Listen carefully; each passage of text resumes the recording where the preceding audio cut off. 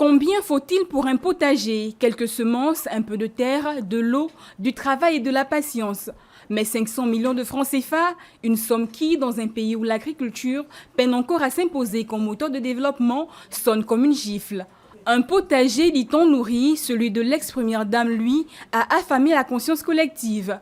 Le 22 décembre 2014, le Gabon lançait en grande pompe le programme Graines, présenté comme une révolution agricole. En partenariat avec Olam, il devait développer les filières du palmier à huile et des cultures vivrières, offrir des opportunités entrepreneuriales et réduire la dépendance alimentaire.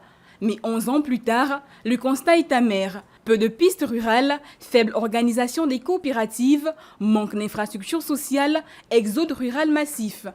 Alors que des milliards de francs CFA, près de 400 milliards de francs CFA selon les estimations cumulées, auraient été investis, les résultats restent maigres.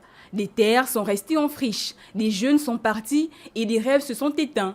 Face à ce désastre agricole, comment ne pas s'indigner en entendant qu'une seule personne a pu dilapider 500 millions de francs CFA pour un simple jardin privé? Cet argent aurait pu financer des dizaines de coopératives, former des centaines de jeunes agriculteurs ou relancer des filières abandonnées. Mais au lieu de nourrir la nation, il a arrosé un symbole d'arrogance. Les images du 30 août 2023, après le coup de la libération, restent vivaces. Des coffres pleins, des liasses de billets, des visages déchus.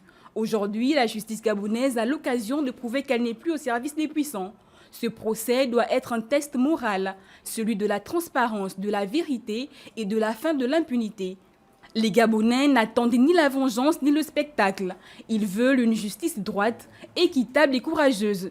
Une justice qui ose dire que les biens publics ne sont pas des héritages familiaux.